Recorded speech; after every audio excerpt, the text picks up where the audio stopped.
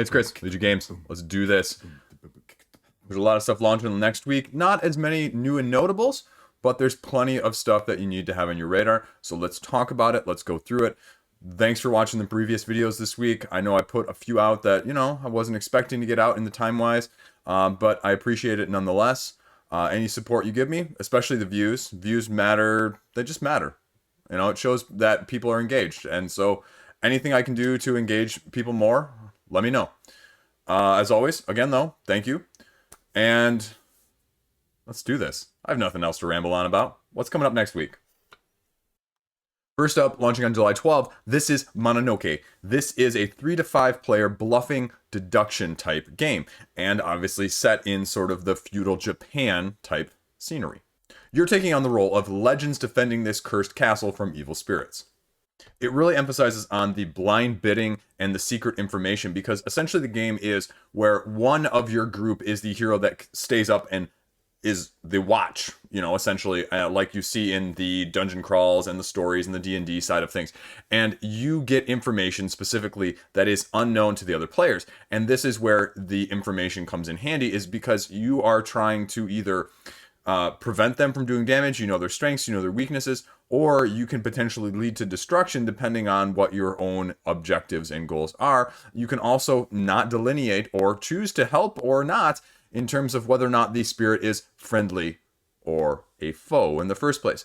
Now, they talk about here the different phases in which you're going to be playing the game: the day phase, the night phase, the negotiation, the bidding, that sort of thing. And the day phase, mainly where you're upgrading things of your stats, your strength, your health, your magic, spycraft, whatever that's going to entail.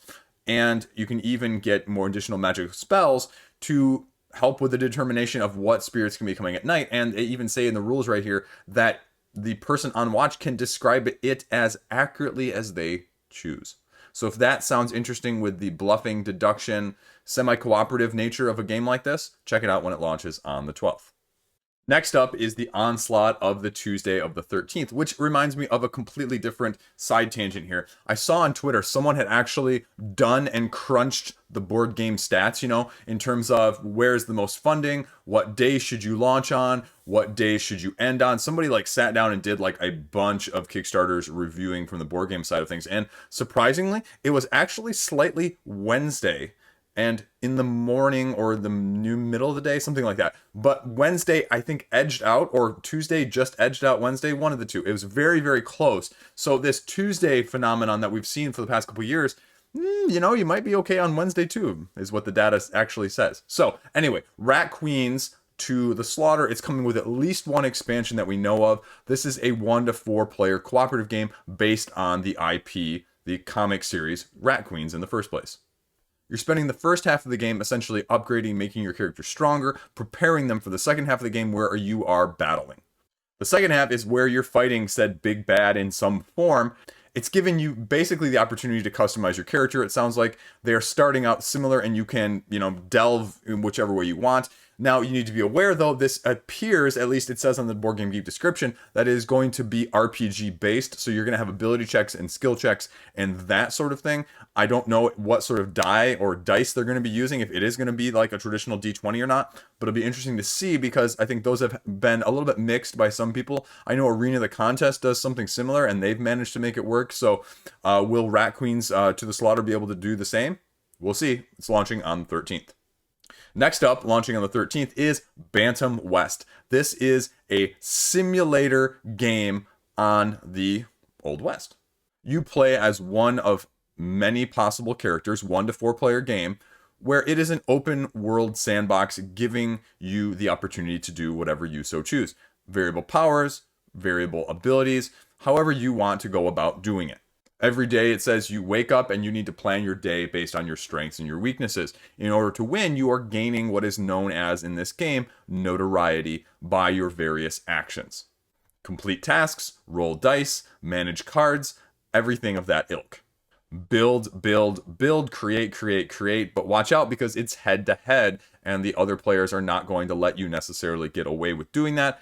And there is definitely what it sounds like is going to be take that when the Board Game Geek description gives it the, well, you can burn down other people's cabins or structures. So Be aware, this may be more take that than some of the other more sandbox games that we have on the horizon, especially on the GameFound side of things. And so we'll just kind of have to see how this one compares, especially with a unique theme when it launches on the 13th.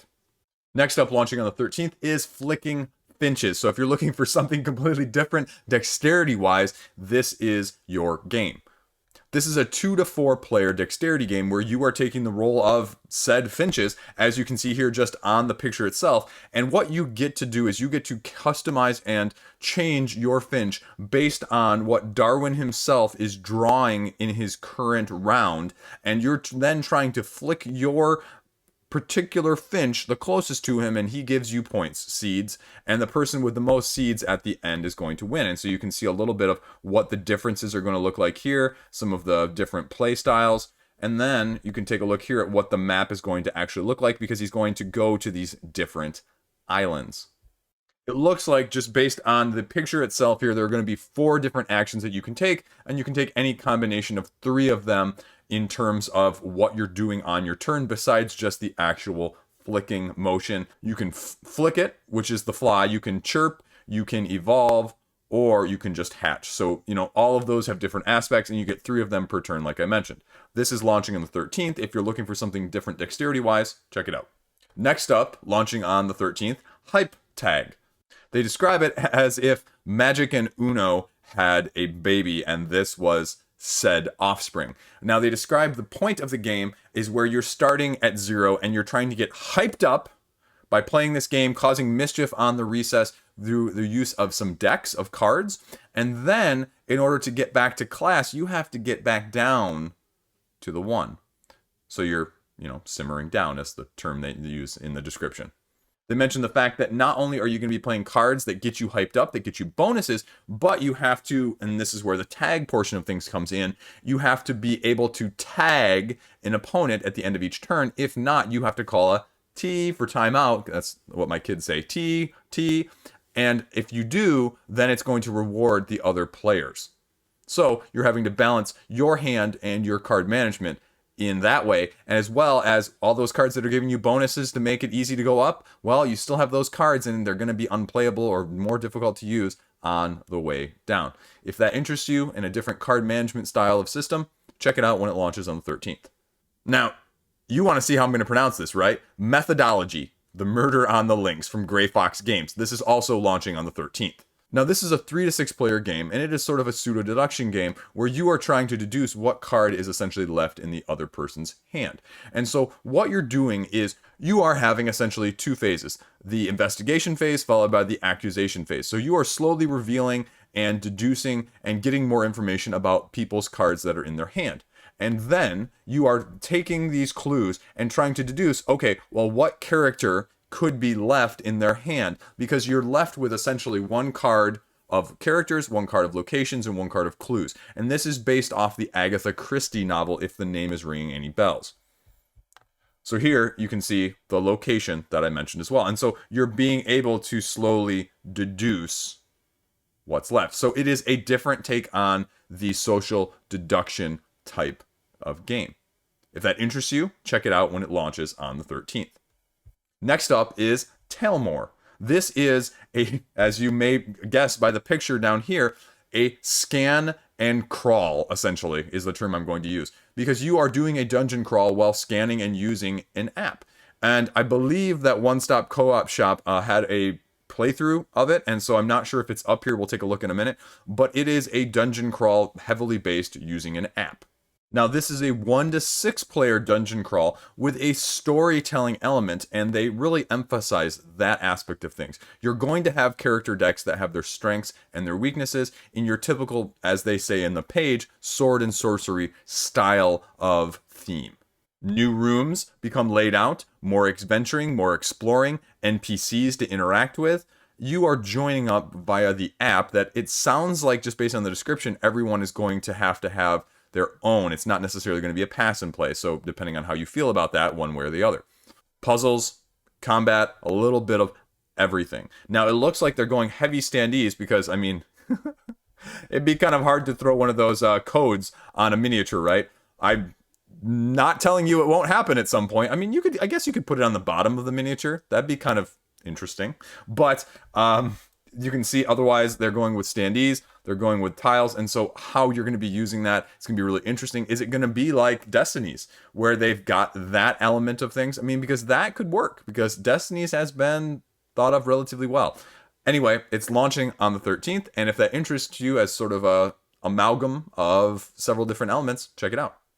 Next up is Spires and Hildegard, and this is a standalone expansion from the original Spires and the 1 to 2 player game that is a narrative adventure. And now this is a character that the designer says that they wanted to explore more, and so this is basically the origin story.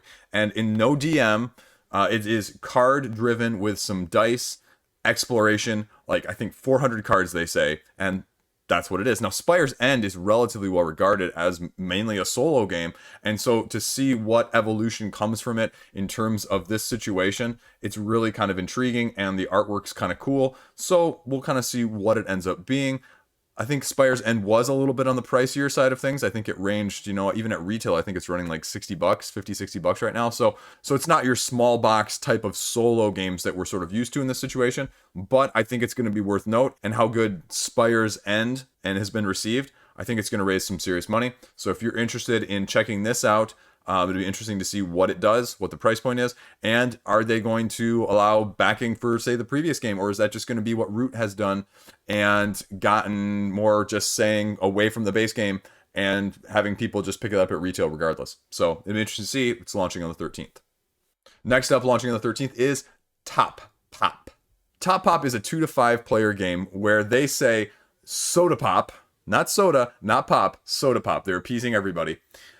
Has taken over in America, like back in the 80s or whenever, and you are trying to have the most influence in this market. And so what you're going to be doing is you're going to be laying down these cities either in a day phase, face up, or a night phase, face down, where only you or whoever's right in front of you can see what it is, and you are trying to set, collect, and area control. It sounds like a little bit in that sense as well, in terms of putting down your bottle caps or your influence in each of those areas. And they say there's also going to be an advanced mode where you have asymmetric powers or abilities like this that give you different bonuses or ways of going about things based on the cities that you collect. As you'd imagine then, more cities, more influence, that's how you win. If that's interesting to you, if you want to see what they can do with this theme and these mechanics, check it out when it launches on the 13th. Also launching on the 13th, relaunching, is the expansions for Zorro the Dice game, Stunts, and Allies. I've covered this several times before. They're relaunching to see how well they can do this time. I think this has been delayed once or twice as well, so we'll see what happens when it launches again. These are expansions that have both additional elements in terms of allies that are going to help you in terms of the dice rolling that this dice game is based on, as well as stunts that are going to be able to help you escape from said bad guys in the first place. It's launching on the 13th. We'll see how it does. Next up, launching on the 13th here, is Death Road All-Stars. Now, I feel like I've talked about this one before. Either I'm having deja vu in the middle of this video, or this is a relaunch. I know it got sort of delayed too. So this is launching on the 13th, and what you're doing is you are essentially in a civilization that is divided between the rich and the poor, and you are trying to win a spot in the rich area, I believe. And what you're doing is you're picking your character, you're picking your car, you're picking your weapons, and you're going. And it's head-to-head, take that, race, blow them up.